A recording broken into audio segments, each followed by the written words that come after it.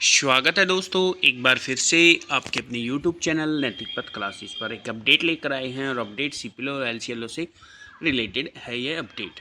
और अपडेट क्या है कि CPL और LC ने मिलकर भाईचारे की मिसाल कायम की है। आखिर क्या काम किया है इन्होंने मिलकर, वो हम इस वीडियो में डिस्कस करेंगे। और सैलरी को लेकर क्या चर्चा हुई है वो भी हम इसमें डिस्कस करेंगे। तो आइए, क्या चर्चा हुई है पूरी डिटेल में जानते हैं।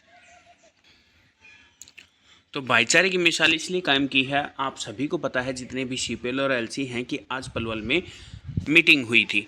और मीटिंग में क्या डिसीजन, मीटिंग में जो डिस्कस हुआ था वो हुआ है, LC और CPL आप सभी को पता है कि पलवल में इकट्ठे हुए थे, जिसमें सभी की सहमति रही एक पोस्ट हो। क्योंकि जब आप सभी को पता है कि CPL के लिए ही हमारा जो फॉर्म निकला था और उसी के लिए बोला गया है कि सभी एक हों, कोई भी LC नहीं रहे, सब CPL में कन्वर्ट हों।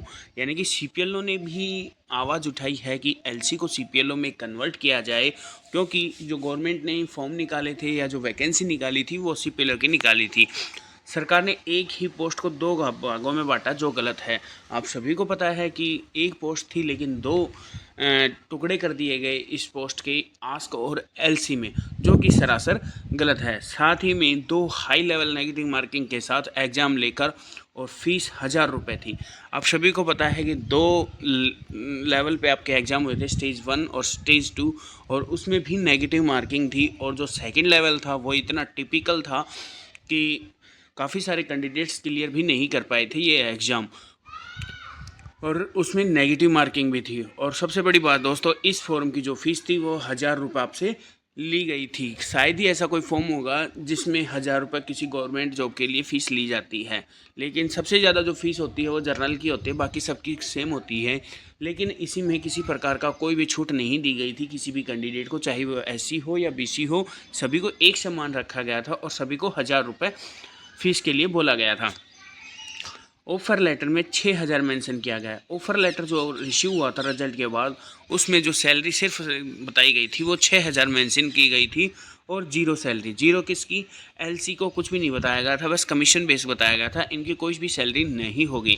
जिससे सभी LC और CPL कर्मचारियों में रोष है। यानी कि जितने भी सिलेक्ट हुए हैं LC और CPL, सब में कर्मचारियों में रोष है। रोष चाहे LC को CPL में कन्वर्ट करने से रिलेटेड हो या सैलरी से रिलेटेड हो, क्योंकि अभी जो सैलरी आई है वो सिर्फ 1 महीने की आई है, बाकी सैलरी नहीं आई है। तो इससे कैंडिडेट्स में काफ़ी रोष उत्पन्न है और कोई भी संतुष्ट नहीं है। और ये भी नहीं पता कि वो जो सैलरी आई है वो 6000 वो किस मंथ की आई है।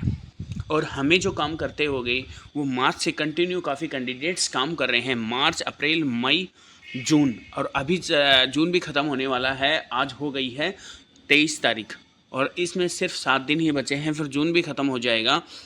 हरियाणा में सभी लोग CPL plus 7500 plus CPL LC को यही कहना है कि टेक्निकल वर्क 25,400 का वेतन दिया जाए। यानी कि जो डिमांड की जा रही है वो क्या की जा रही है कि ये हमारी जो पोस्ट है एक टेक्निकल पोस्ट है और इसका जो ग्रेड पे है वो 25,400 टेक्निकल दिया जाए। और सभी सरकारी बोनस और भत्ते अन्य सुविधाएँ दी जाएँ। जो भी सरकारी बोनस होते हैं या जो सुविधाएं होती हैं वो उपलब्ध करवाई जाएं। जबकि HKRN के तहत लगे बच्चों को बिना कोई टेस्ट दिए अच्छा खासा वेतन मिल रहा है। आप सभी को पता है कि आपके आसपास में काफ़ी कैंडिडेट्स लगे होंगे HRN के थ्रू, और सबसे बड़ी बात, उनका कोई एग्ज़ाम भी नहीं हुआ, फिर भी उनको एक अच्छी खासी सैलरी मिल रही है। और हम जो है इतना सारा काम करने के बाद भी हमें 6000 दिया जा रहा है सिर्फ CPL को, और LC को कुछ भी नहीं दिया जा रहा है। यहाँ दो टेस्ट के बाद भी ना के बराबर वेतन मिल रहा है। यह कैसा न्याय है हरियाणा सरकार का। और मार्च से लगे हुए हैं, मिला कुछ भी नहीं है वेतन।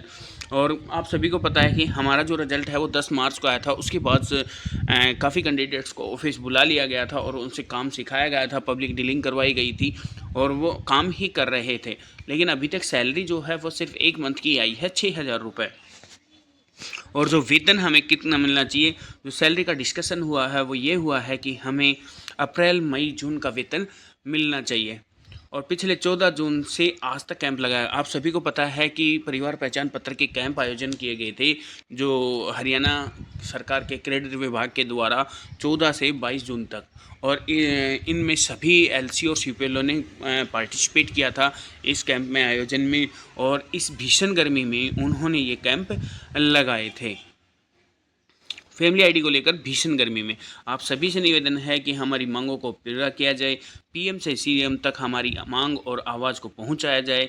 हम पहले से ही एडीसी और अन्य को ज्ञापन दे चुके हैं।